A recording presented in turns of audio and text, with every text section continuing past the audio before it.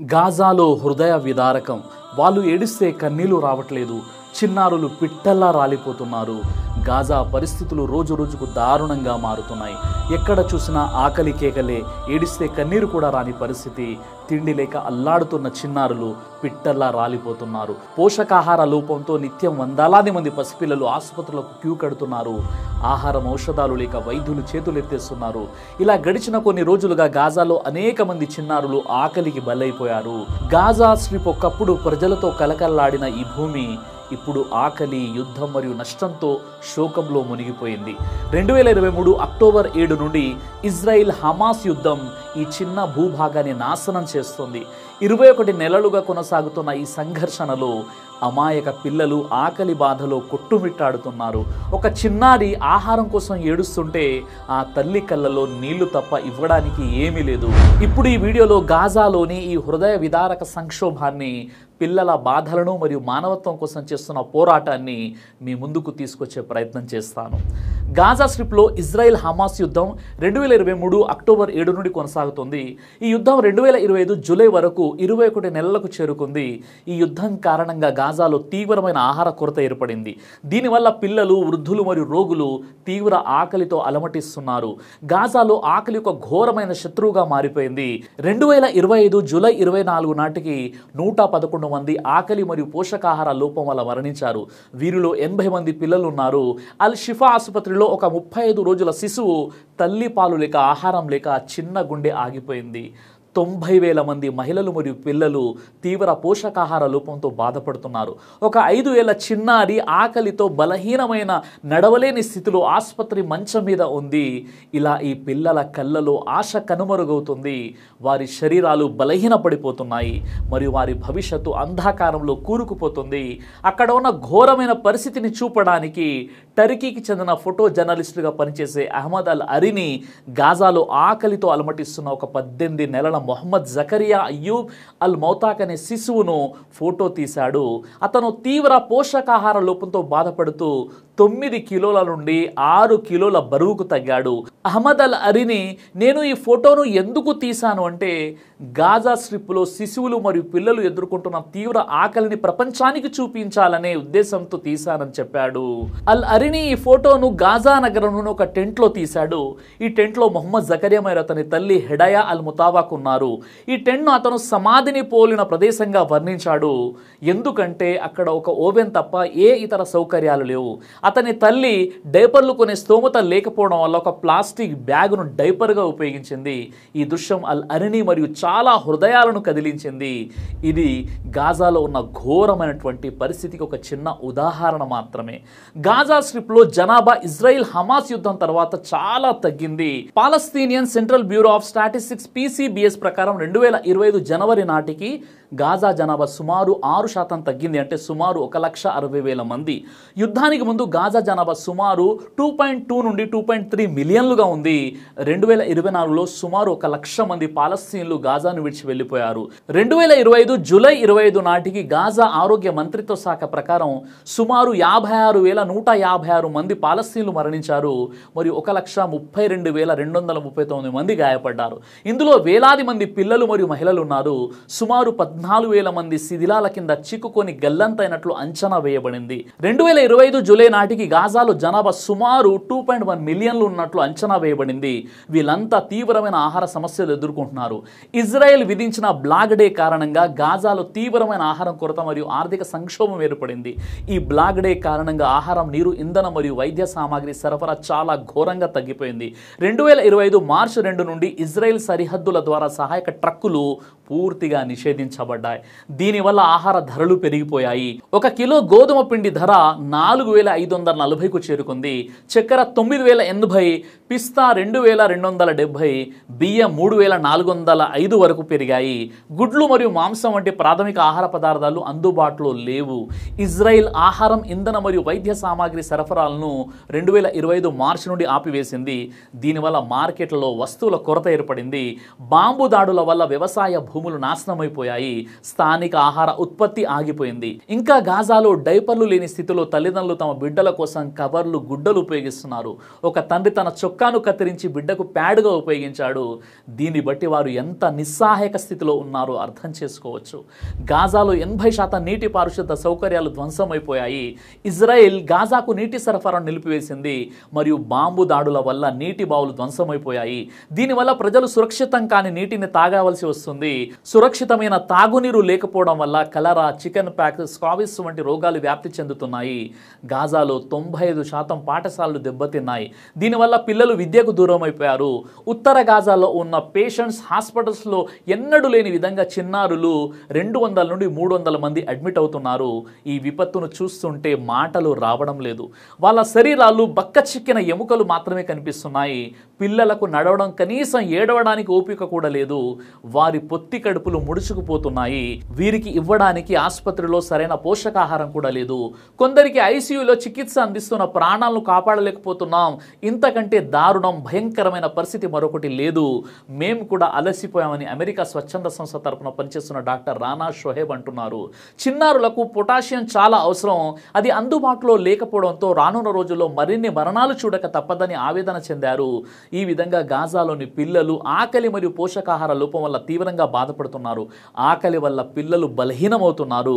రోగ నిరోధక శక్తి తగ్గుతుంది మరియు డయేరియా, న్యూమోనియా వంటి వ్యాధులు వస్తున్నాయి. హాస్పిటల్స్లో పిల్లలు తీవ్రమైనటువంటి బరువు తగ్గి ఎముకలు బయటకు కనిపించడం మరియు తీవ్రమైన ఆకలి లక్షణాలతో చేరుతున్నారు. ఉదాహరణకు ఈ ఫోటోలో కనిపిస్తున్నటువంటి 7 ఏళ్ల వయసు గల మొహమ్మద్ కేవలం 4 కిలోల బరువుతో హాస్పిటల్ చేరాడు. అతని శరీరం ఎముకలు మరియు చర్మంతో మాత్రమే ఉంది. దీనికి కారణం పోషకాహార లోపం అని రిపోర్ట్స్ చెప్తున్నాయి. గర్భిణీ మరియు పాలిచ్చే తల్లులు కూడా పోషకాహార లోపంతో బాధపడుతున్నారు. దీనివల్ల తల్లులు తమ శిశువులకు తగినంత పాలు ఇవ్వలేకపోతున్నారు. శిశువులు ఆకలితో మరియు వ్యాధులతో మరణిస్తున్నారు. యూసెఫ్ అల్ సఫాది తల్లి ఆహారం లేకపోవడం వల్ల పాలివ్వలేక ఆమె శిశువు మరణించాడు. 90% పిల్లలు 1 లేదా అంతకంటే ఎక్కువ అంటువ్యాధులతో బాధపడుతున్నారు. 2022తో పోలిస్తే డయేరియా కేసులు 23 రెట్లు పెరిగాయి. ఇది ఆకలి మరియు స్వచ్ఛమైన నీటి కొరత వల్ల సంభవిస్తుంది. ఉత్తర గాజాలో నీటి ఉత్పత్తి వ్యవస్థలు పూర్తిగా ఆగిపోయాయి. దీనివల్ల డీహైడ్రేషన్ మరియు అంటువ్యాధులు పెరుగుతున్నాయి. 1,00,000 మంది మహిళలు, చిన్నారులకు అత్యవసర చికిత్స అవసరమని ఐరాసకు చెందిన ప్రపంచ ఆహార కార్యక్రమ విభాగం పేర్కొంది. చాలా కీలక చికిత్సలు ఆగిపోయాయని, అవసరమైన ఔషధాలు అయిపోయినట్లు వైద్యులు ఆందోళన వ్యక్తం చేస్తున్నారు. ఆకలి చావులకు ఇది ఆరంభం మాత్రమేనని మెడ్ గ్లోబల్ సహా వ్యవస్థాపకుడు, గాజాలో వాలంటీర్గా పనిచేసిన డాక్టర్ జాన్ కెహ్లెవ్ పేర్కొన్నారు. గాజా ఆరోగ్య శాఖ ప్రకారం 2025 జూలై నాటికి ఆకలి మరియు పోషకాహార లోపం కారణంగా 111 మంది మరణించారు. వీరిలో 80 మంది పిల్లలు ఉన్నారు. జూలై 20న ఒక 35 రోజుల శిశువు ఆకలి కారణంగా గాజా నగరంలోని అల్ షిఫా ఆసుపత్రిలో మరణించాడు. జూన్ 2025 నాటికి 66 మంది పిల్లలు పోషకాహార లోపం వల్ల మరణించారని యుఎన్ ఏజెన్సీ నివేదించింది. ఇప్పుడు అది వేగంగా పెరుగుతోంది. జూలై 21 నాటికి 19 మంది ఒకే రోజులో ఆకలి కారణంగా మరణించారు. వీరిలో 4 పిల్లలు ఉన్నారు. గాజా నగరంలోని ఒక క్లినిక్లో 5 ఏళ్ల లోపు పిల్లల్లో తీవ్ర పోషకాహార లోపం 3 రెట్లు పెరిగింది. WHO ప్రకారం పోషకాహార లోపం వల్ల పిల్లల్లో స్టెంటెడ్ గ్రోత్, మానసిక అభివృద్ధి లోపం మరియు దీర్ఘకాల ఆరోగ్య సమస్యలు తలెత్తుతున్నాయి. గాజాలో 90,000 మంది మహిళలు మరియు పిల్లలు తీవ్ర పోషకాహార లోపంతో బాధపడుతున్నారు. వీరికి తక్షణ చికిత్స అవసరం ఉంది. ఐరాసా అంచనా ప్రకారం గాజా వాసులకు నిత్యం 500 నుండి 600 ట్రక్కుల ఆహార పదార్థాలు అవసరం. కానీ ప్రస్తుతం దాదాపు 69 ట్రక్కులు మాత్రమే సరఫరా అవుతున్నట్లు ఐరాసా చెబుతుంది. అయితే వీటిని పంపిణీ చేయకముందే ఆహారం కోసం అల్లాడుతున్న పాలస్తీనా వాసులు ఈ ట్రక్కులపై దాడి చేసి లూటీ చేస్తున్న పరిస్థితులు కనిపిస్తున్నాయి. ఇటువంటి పరిస్థితుల్లో రానున్న రోజుల్లో భారీగా ఆకలి చావులు నమోదయ్యే ప్రమాదం ఉంది. ఆయా దేశాలు తక్షణమే స్పందించి ఆహార పదార్థాలు సరఫరా చేయాలని 115 అంతర్జాతీయ మానవ హక్కుల స్వచ్ఛంద సంస్థలు ప్రకటన విడుదల చేసింది. ఇవే కాదు, గాజాలోని ఆరోగ్య వ్యవస్థ పూర్తిగా కుప్పకూలింది. 36 ఆసుపత్రుల్లో కేవలం 10 మాత్రమే పనిచేస్తున్నాయి. అవి కూడా పూర్తి సామర్థ్యంతో లేవు. ఆసుపత్రుల్లో ఔషధాలు, ఇంధనం మరియు వైద్య సామాగ్రి లేవు. WHO నివేదికల ప్రకారం గాజాలోని WHO స్టాక్లలో కేవలం 500 పిల్లలకు చికిత్స చేయడానికి సరిపడ సామాగ్రి మాత్రమే ఉంది. అంతేకాదు హాస్పిటల్స్ గన్షాట్ గాయాలతో వచ్చే రోగులతో నిండిపోయింది. దీనివల్ల పోషకాహార లోపం ఉన్న రోగులకు చికిత్స అందించడం కష్టమవుతుంది. సెంట్రల్ గాజాలోని Al Aqsa hospital spokesperson Khalil Al Daqran hospital గాయాలతో వచ్చే రోగులతో నిండిపోయి ఉన్నాయి. అందువల్ల ఆకలి సంబంధిత లక్షణాలకు చికిత్స చేయడానికి సామాగ్రి లేదని తెలిపాడు. అంతేకాదు వైద్యం చేసే వైద్య సిబ్బంది కూడా ఆకలితో బాధపడుతున్నారు. వైద్యులు రోజుల తరబడి ఆహారం లేకుండా పనిచేస్తున్నారు. కమిషనర్ జనరల్ ఫిలిప్పే లజ్జరిని గాజాలోని ప్రజలు నడిచే శవాలుగా మారారని, సిబ్బంది ఆకలితో అలమటిస్తూ ఉన్నారని అన్నాడు. UNRWA united nations relief and works agency for ఫలస్తీన్ refugees in the near east, Jordan మరియు ఈజిప్టులో 6,000 ట్రక్కుల సామగ్రిని సిద్ధంగా ఉంచింది. కానీ ఇజ్రాయెల్ అనుమతి లేకుండా ఈ సామాగ్రి గాజాలకు చేరడం కష్టమవుతుంది. WHO 16 అవుట్ పేషెంట్ మరియు 3 ఇన్పేషెంట్ పోషకాహార చికిత్స కేంద్రాలుగా సామాగ్రి అందించడానికి ప్రయత్నిస్తుంది. కానీ ఇజ్రాయెల్ బ్లాక్ డే వల్ల ఇది సాధ్యం కావడం లేదు. ఇది ఇలా ఉంటే ఆహారం కోసం వెళితే కిలోమీటర్ల దూరం నడిచి వెళ్ళి అక్కడ లైన్లో ఆహారం కోసం క్యూలో నిలబడిన పిల్లలు, తల్లిదండ్రులు గన్ ఫైరింగ్తో ఇజ్రాయెల్ సైన్యం చంపేస్తుంది. ఇలా గాజా హ్యూమానిటేరియన్ ఫౌండేషన్, GHF సహాయ పంపిణీ కేంద్రాల వద్ద ఇజ్రాయెల్ సైన్యం దాడుల్లో 1,054 మంది మరణించారు. వీరిలో 766 మంది GHF కేంద్రాల సమీపంలో మరణించారు. ఒక తల్లి తన బిడ్డకు ఒక రొట్టె ముక్క తెచ్చేందుకు వెళ్ళి తిరిగి రాలేదు. ఇక ఎలా బ్రతికేది? ఏది మానవత్వం? ఆహార ట్రక్కులు గాజాకు సహాయం తీసుకెళ్తున్నాయి, కానీ దోపిడీలకు గురవుతున్నాయి. నవంబర్ 2024లో 100 ట్రక్కులు దోచుకోబడ్డాయి. డ్రైవర్లను ఆయుధాలతో బెదిరించి అందులో ఉన్న సామాన్ అంతా తీసుకువెళ్తున్నారు. 85% సహాయ ట్రక్కులు గమ్యస్థానాలకు చేరడం లేదని నార్వేజియన్ రిఫ్యూజీ కౌన్సిల్ తెలిపింది. ఈ దోపిడీలు ఇజ్రాయెల్ సైనిక కార్యకలాపాలు మరియు సురక్షిత మార్గాల లోపం వల్ల ఆహారం అవసరమైన వారికి చేరడం లేదు. ఒక ట్రక్ డ్రైవర్ ఏడుస్తూ, మేము సహాయం చేయాలనుకుంటున్నాం కానీ మమ్మల్ని ఆపుతున్నారన్నాడు. అయితే దాదాపు 115 సంస్థలు మరియు సేవ్ ది చిల్డ్రన్ వంటివి ఇజ్రాయెల్ బ్లాక్ డేను తొలగించి అన్ని ల్యాండ్ క్రాసింగ్లను తెరవాలని మరియు UN లీడర్షిప్లోని సహాయ పంపిణీ రీస్టోర్ చేయాలని వారు డిమాండ్ చేశారు. మానవ హక్కుల సంస్థ అయినటువంటి హ్యూమన్ రైట్స్ వాచ్ ఇజ్రాయెల్ ఆకలిని యుద్ధ ఆయుధంగా ఉపయోగిస్తుందని, ఇది యుద్ధ నేరమని అనడం జరిగింది. గాజాలోని మానవతా సంక్షోభం అత్యంత తీవ్రంగా ఉంది. ఇది ఆకలి, పోషకాహార లోపం మరియు ఆరోగ్య వ్యవస్థ కుప్పకూలడం వల్ల ఏర్పడింది. పిల్లలు, గర్భిణీ స్త్రీలు మరియు వృద్ధులు తీవ్రమైనటువంటి ఇబ్బందులు ఎదుర్కొంటున్నారు. ఇజ్రాయెల్ బ్లాక్ డే సహాయం చేసే వారిని రాకుండా ఆపుతుంది. దీనివల్ల సామాగ్రి గాజాలకు చేరడం లేదు.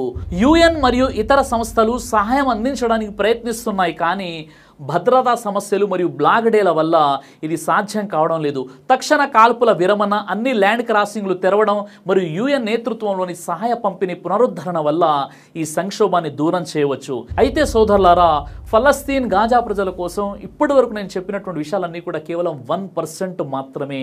ఇంతకంటే ఘోరమైనటువంటి పరిస్థితులు అక్కడ వారు ఎదుర్కొంటున్నారు. ఇప్పుడు మనం చేయాల్సినటువంటి పని ఏంటంటే, మనలోని ప్రతి ఒక్కరూ ఫలస్తీన్, గాజా ప్రజల కోసం తహజ్జుద్ సమయంలో దువా చేయాలి. అక్కడ అల్లాహ్ యొక్క సహాయం రావాలి, వారి కష్టాలు దూరం అవ్వాలి అని. అల్లాహ్ వారి ఆపదలను, కష్టాలను దూరం చేయుగాక. ఆమీన్. మీ అందరికీ ఒక గొప్ప శుభవార్త. షిఫా తలిబినా ఉమ్రా లక్కీ డ్రా ద్వారా ఇద్దరికి ఫ్రీగా ఉమ్రా చేయించడం జరుగుతుంది. ఈ గొప్ప అవకాశాన్ని వినియోగించుకోవాలంటే తక్షణమే మీరు చేయాల్సినటువంటి పని ఏమిటంటే, కేవలం 1 kg షిఫా తల్బినాని ఆర్డర్ చేసి మీ పేరు మరియు మీ ఫోన్ నెంబర్తో పాటు తల్బినా ఆర్డర్ చేసిన వాట్సాప్ నెంబర్కి మెసేజ్ చేయాలి. ఈ ఉమ్రా ఆఫర్ అనేది 14 జూలై సోమవారం 2025 నుండి 45 రోజుల వరకు, అంటే ఆగస్టు 27 బుధవారం 2025 రాత్రి 8 గంటల వరకు ఉంటుంది. ఆ మరుసటి రోజు అనగా 28 ఆగస్టు 2025 గురువారం సాయంత్రం 5 గంటలకు లైవ్లో డ్రా తీయడం జరుగుతుంది. అయితే ఈ ఫ్రీ ఉమ్రా లక్కీ డ్రా అనేది ఎలాంటి పక్షపాతం, ఎలాంటి మోసం లేకుండా తల్బినాకున్న వారి పేరు, ఫోన్ నెంబర్ ఒక చీటీలో రాసి 46వ రోజు అనగా 28 ఆగస్టు 2025 గురువారం సాయంత్రం 5 గంటలకు మీ అందరి ముందు నా యూట్యూబ్లో లైవ్గా ఫ్రీ ఉమ్రా లక్కీ డ్రా తీయడం జరుగుతుంది. ఇదంతా లైవ్లో మీ ముందే జరుగుతుంది. ఆ తర్వాత లైవ్లోనే మీ అందరి ముందే ఆ ఇద్దరు అదృష్టవంతుల యొక్క పేర్లు ప్రకటించడం జరుగుతుంది. మరి ఆలస్యం ఎందుకు? ఆ అదృష్టవంతులు మీరే కావచ్చు కదా. దైవ ప్రవక్త వారు తెలియజేశారు, తల్బినా హృదయానికి మంచి చేస్తుంది, రోగి యొక్క బాధ, ఆందోళనను దూరం చేస్తుంది. సహీ బుఖారీ హదీస్ నంబర్ 5325. మరి ఆలస్యం ఎందుకు? ఇప్పుడే ఇక్కడ కనిపిస్తున్నటువంటి నెంబర్కి ఫోన్ చేసి 1 kg తల్బినాని ఆర్డర్ చేసి మీ పూర్తి వివరాలను ఈ నెంబర్కి వాట్సాప్ మెసేజ్ చేయండి. దైవ ప్రవక్త ముహమ్మద్ సల్లల్లాహు అలైహి వసల్లం వారు తెలియజేశారు, కడుపుకు సంబంధించిన సంబంధించినటువంటి అన్ని రకాల వ్యాధులకు అద్భుతమైనటువంటి ఔషధం తల్బీనా. ఇది దైవ ప్రవక్త వారి సున్నత్, మంచి ఆహారం, ఇమ్యూనిటీ బూస్టర్, ఇందులో షిఫా ఉంది. ఇది మంచి ఔషధంగా కూడా పనిచేస్తుంది. కాబట్టి పిల్లలు అయినా పెద్దలు అయినా ఎవరైనా దీనిని ఉపయోగించవచ్చు. అలాగే ఖురాన్లో దైవం తెలియజేశాడు, తేనెలో మీకు స్వస్థత ఉంది అని. కాబట్టి స్వచ్ఛమైనటువంటి ఫారెస్ట్ హనీ కోసం మీరు సంప్రదించండి. అలాగే పురుషుల కోసం ప్రత్యేకంగా తయారు చేయబడినటువంటి షాహీ హల్వా, ఇది లైంగిక సమస్యలను దూరం చేసి శృంగార సామర్థ్యాన్ని పెంచుతుంది, మీ దాంపత్య జీవితంలో మంచి అనుభూతినిస్తుంది. ఇందులో ఎలాంటి సైడ్ ఎఫెక్ట్స్ లేవు. ఇది కంప్లీట్గా హెర్బల్ ప్రొడక్ట్స్తో తయారు చేయబడినటువంటిది. కాబట్టి స్క్రీన్ పై కనిపిస్తున్నటువంటి ఈ నెంబర్స్కి కాల్ చేసి మీరు ఇప్పుడే ఈ ప్రొడక్ట్స్ని ఆర్డర్ చేసుకోవచ్చు. కొరియర్ ఫెసిలిటీ కూడా ఉంది. ఆలస్యం ఎందుకు, వెంటనే ఆర్డర్ చేయండి.